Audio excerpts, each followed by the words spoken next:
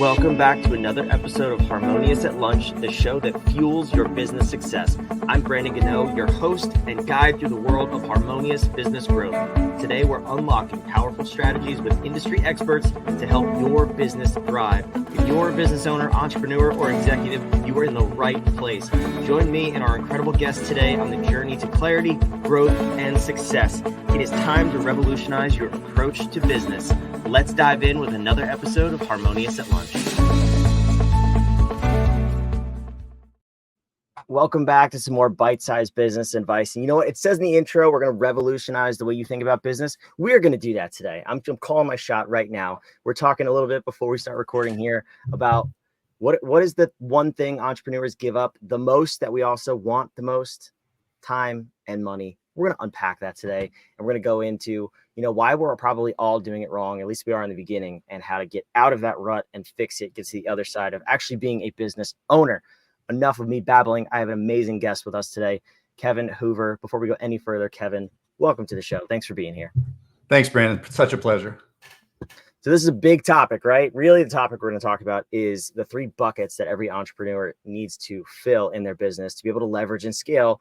But it kind of comes back to that conversation of time and money. So I'm curious, before we dive in specifically to that, can you identify for me, what are these three big buckets that every entrepreneur needs to have a handle on? Absolutely. Quite simply, lead generation, sales, and fulfillment. And if you're in business, if you have a problem with one of those buckets, either there's enough people coming into the pipeline and you're closing the deals, and then you may have some time management on your hands or something of that nature. But those are the three big buckets I see. And if we focus on those three, we can find our problem very easily. Yeah. I mean, at the high level, that's very easy to picture, right? I mean, if you are lacking in any one area, I think of it like balancing the three buckets, right? Like if any one is more full than the other one, it's really hard to carry that load. So where do we start by saying, okay, let's say I do have a problem in leads or in fulfillment. We identify it. What's the next step? Because I think a lot of people are really good at identifying their problems, the surface level problems at least, but then there's always confusion, or that's when we start to see the noise in the marketplace, like the three pieces of software you need to solve all your lead problems, and it's all garbage. So help me unpack this. What do we do once we identified, air quotes, the problem? Well, I think that's where you really have to get honest. And I think that's the thing that we don't like to do with ourselves, no matter what area of life you're talking about. We always say, I'm not that out of shape. I'm not that bad. I'm not that old. I'm not that anything. And so I think we have to get really honest with ourselves in business. And so if we use the lead generation as the example, it could be a number of things in that. It could be that you're getting enough client attraction or enough attraction, but it's the wrong leads. It's not the people you want. And they're exhausting you, and they're creating a tougher sales cycle, and then they're creating a tougher fulfillment cycle. And that's why you feel burnt out. It's because you're attracting the wrong people into your business. So if leads are the problem, there's a few things in there that could be the issue. It could be the wrong avatar. It's the wrong clients. They're not paying enough. They're paying way too much. Their expectation. There's a multitude of things in there. But if leads are the problem, ultimately it comes back down to a couple of ideas. And the ideas are, have you niched down? And people get a little bit picky about that phrase, niching down. They get a little bit like, ooh, I don't want to limit my business. And then when you think about it, it's like, the way I explain niching, I say the only reason to niche down is so that your marketing works. If you want your marketing to work, you've got to kind of get to know the people you're talking to. And so leads being the problem, you would really go in there and say, okay, am I aiming at the right target?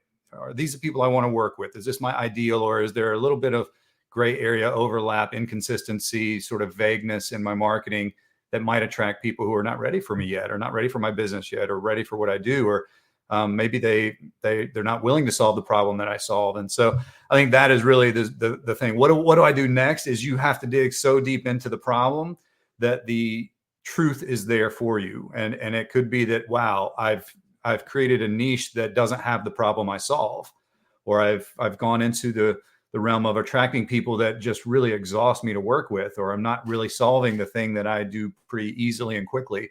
And that can create a lot of problems down the line. Fulfillment becomes a problem when the lead generation is a problem.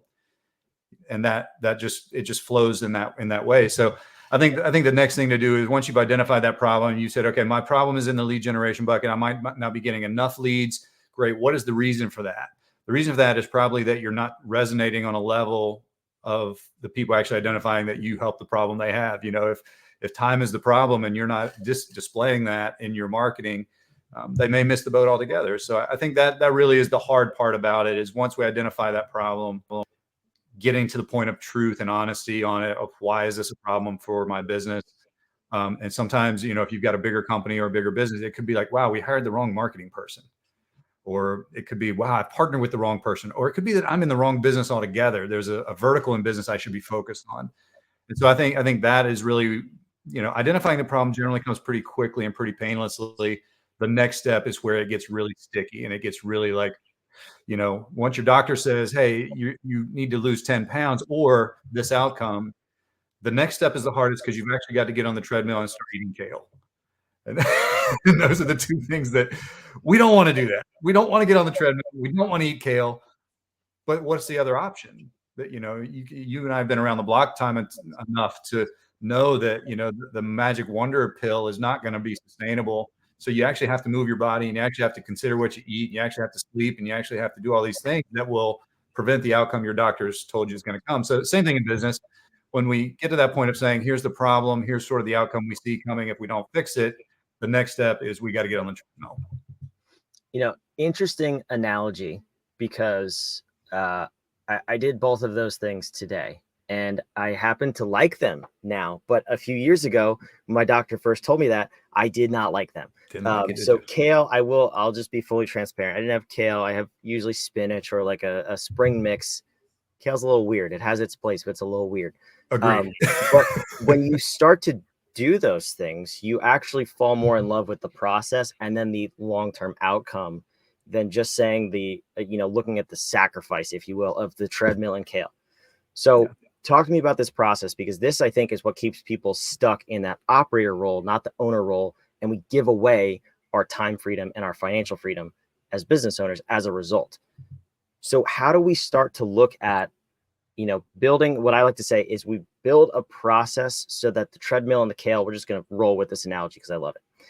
We build a process so that the treadmill and the kale are inevitable, and they're kind of side effects of what we're doing as in running our business. So can you walk me through kind of that process? Because going from just focusing on, I have to do this, rather than, no, this is just part of the process, kind of a distraction even, because I even have to do that. That to me is the easiest way to grow a business.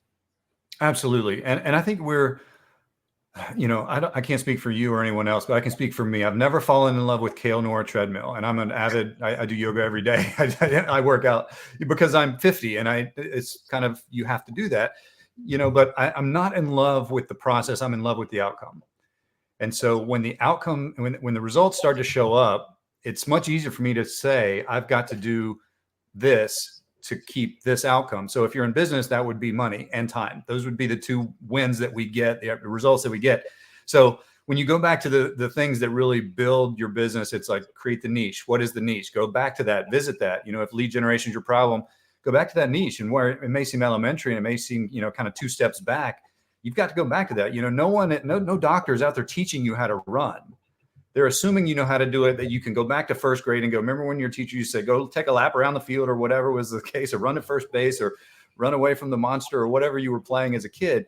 No one's teaching you how to do the thing. It's assumed that you know how to do it. So if you're in business, we would assume that you have a niche and some marketing and some products and some offers, and you talk about it and all that stuff.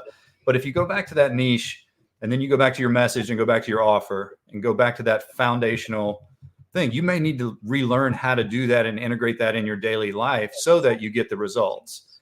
If you're revisiting your offer every week, or the thing that you're bringing to the market, and you ask yourself questions, honest questions around it, is this still serving the people that I serve? Is this still relevant?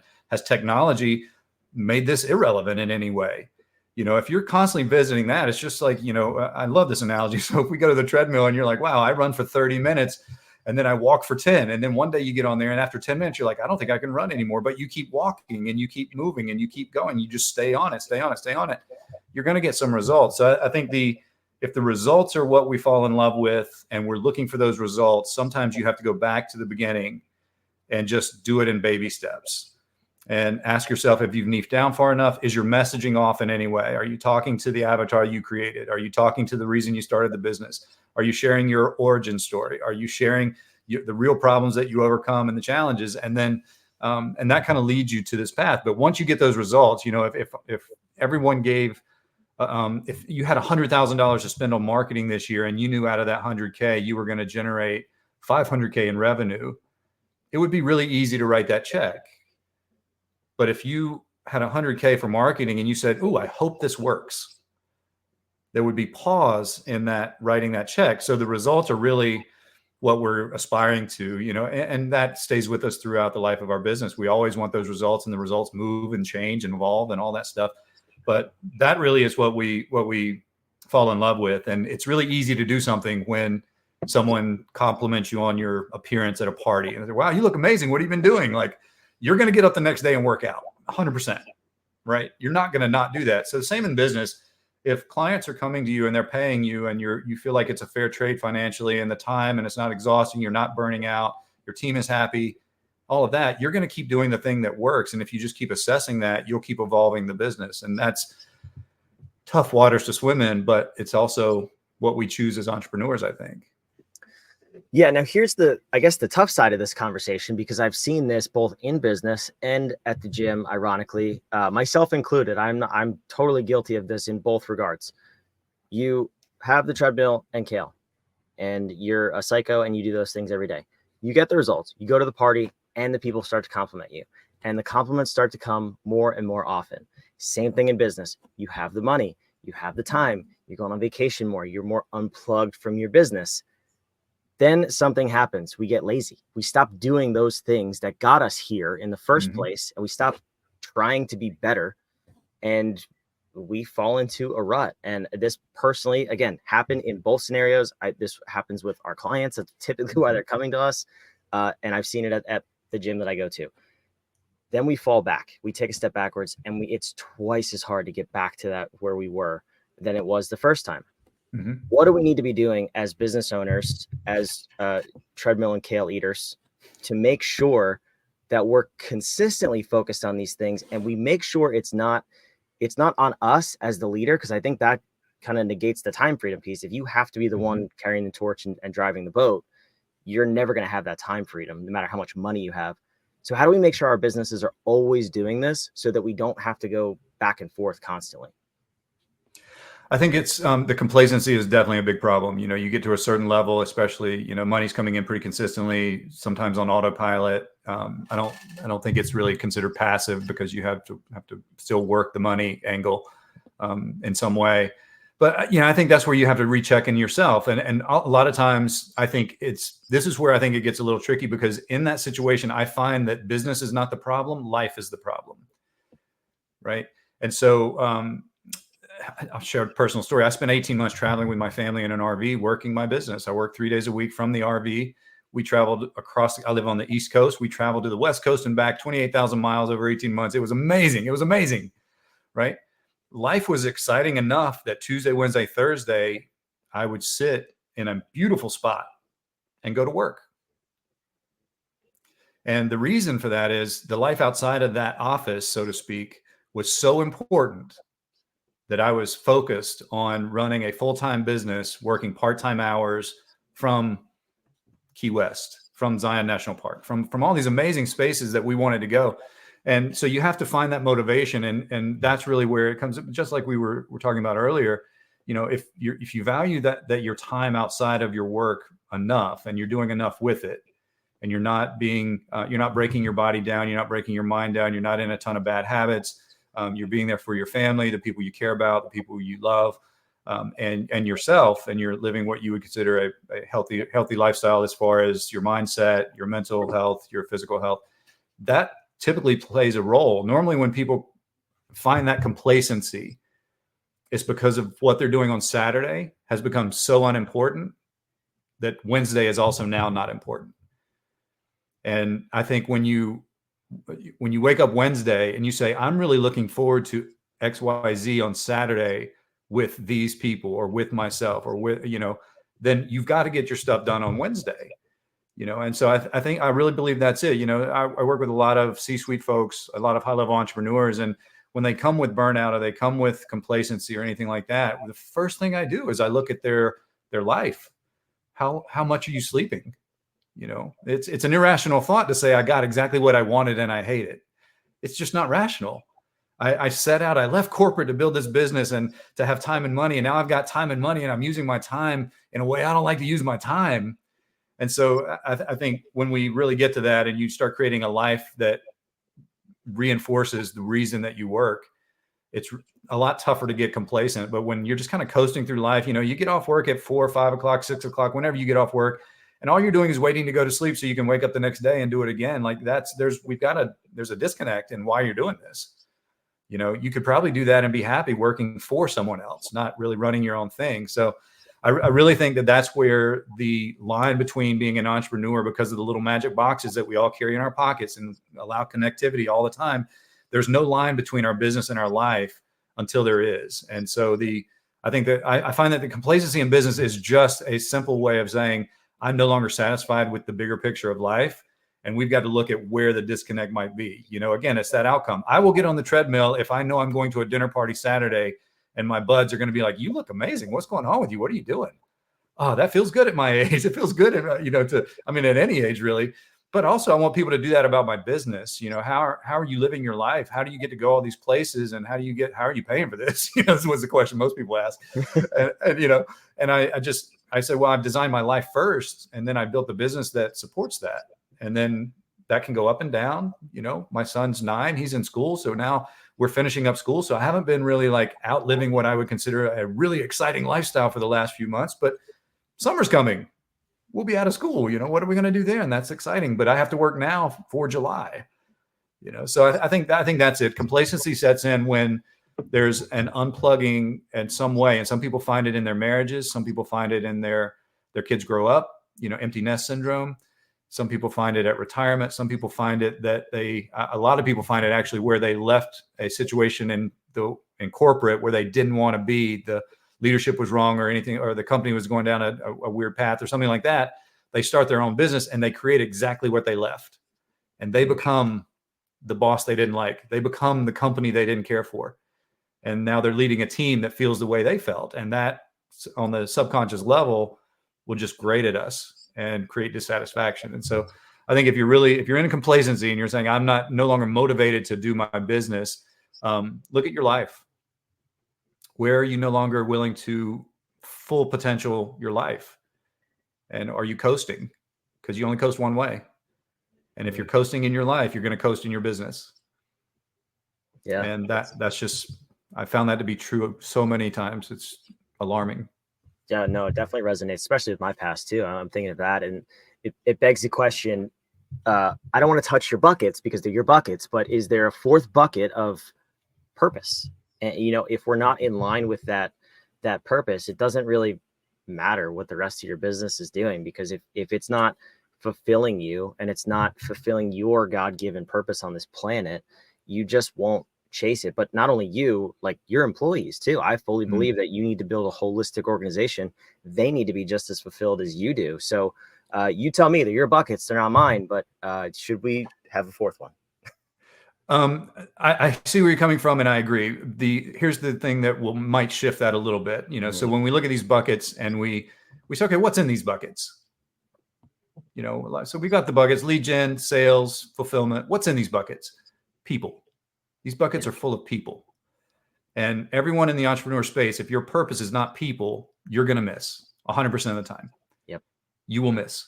And so when you look at lead generation, you say, okay, lead generation is my problem. And then you dive deeper and you say, well, what's in that bucket? Well, that's a bunch of people that I've collected through my freebie, through my marketing, through my going to the street corner and saying, hey, I do this thing, whatever, however you're filling that bucket.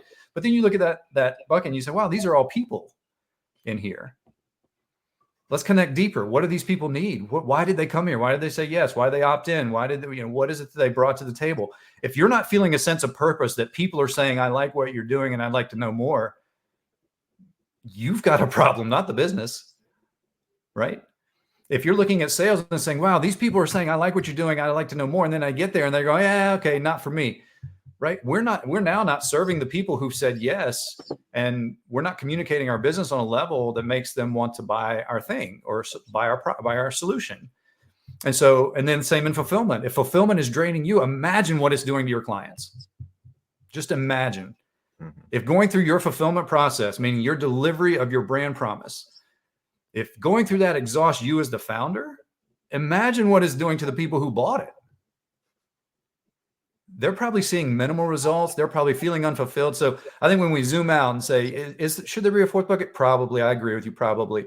But then if we say, okay, well, we're going to fill all these buckets with people and we're going to serve those people. If you're not finding purpose in that, please go take a job somewhere. Just bold. I can't say it any other way, like boldly, because I think we all have to consider, we want time and money, but we also want to help people. And that's why we create these solutions. And so I think that should be the next thing that we consider. If our marketing is not working, it's because we're not talking to people. We're not relating on a level at all. And thus our leads will be down, our sales will be down, our fulfillment won't be a problem at all. Yeah, I think that's brilliant advice. And that's absolutely spot on. I mean, for us personally, like we don't even, if you come to us and you say you're only in this to make more money, we don't take you on as a client. We only work with people who are impact driven, mission motivated, because first of all, we know they're going to get the results. Second of all, we know they're in it for the right thing. Business is about human beings, just like you said. I love that philosophy. So you have a way to hear more about this, because I think we could unpack this conversation for hours. And unfortunately on this podcast, we don't have that kind of time, but I put your website on the screen. It's also in the show notes wherever you're watching and listening, mynextcrest.com. And you have a free mastermind for the listeners if they want to join you. Can you talk about that for a second? Absolutely. Every month I do it's a 90 to 120 minute free training. Questions are answered. There's a training topic that I come in with. So I come in with a specific point. It's all around business. So we try not to talk too much about feelings, even though I'm a very feelings guy, human being. But it's really a strategy, how to grow, social media strategy. The one we just did was about social media strategy, how to present your brand on social media so that it breaks the noise. So we do that, and it's Q&A. It's totally free. All you have to do is trade me your email so that I can send you the link, and we meet, and you have to register to be there. And it's all like-minded people. And I try to weed out any people who might not be on the level pretty quick so that we're all kind of elevating each other. And it's a load of fun, but totally free. I use it as a no pitch zone. So you're not coming into a webinar or but now buy my stuff now that you've seen this. It's just no questions asked, free stuff every month. That's awesome. That sounds like a fair trade for an email address. I love it. So Kevin, I have one last question. I thank you for being here, but the purpose of this show for me, if you could tell from looking behind me, I love questions. I have a giant upside down question mark on my wall. And we believe at What If, powerful questions get powerful answers. And that's really what we want for everybody listening to the show, our clients, if you're a client or not, is how can we move your business forward? And how can we get you bigger and better results than you've gotten in the past, hopefully with less effort at the same time. So from this conversation, what would you want the listener to walk away with? And what's that question you want them to think about for their business for the rest of today, if not the rest of the week, to help them move their business forward? The one question I would, this is such a great way to end the show, by the way. I love the question. The question I would consider every founder, every entrepreneur to ask of themselves and of their business and of their teams is, does this require the amount of time we're allocating? Does this, any task, checking email, the meeting, the board meeting, the sales talk, the going to the conference, does this require the amount of time we're allocating to do it? What you'll find is that you're allocating way too much time to do something that takes a couple hours of 15 minutes. And I learned that personally. I was allocating 8 hours a day, 10 hours a day to do something that took 3.5.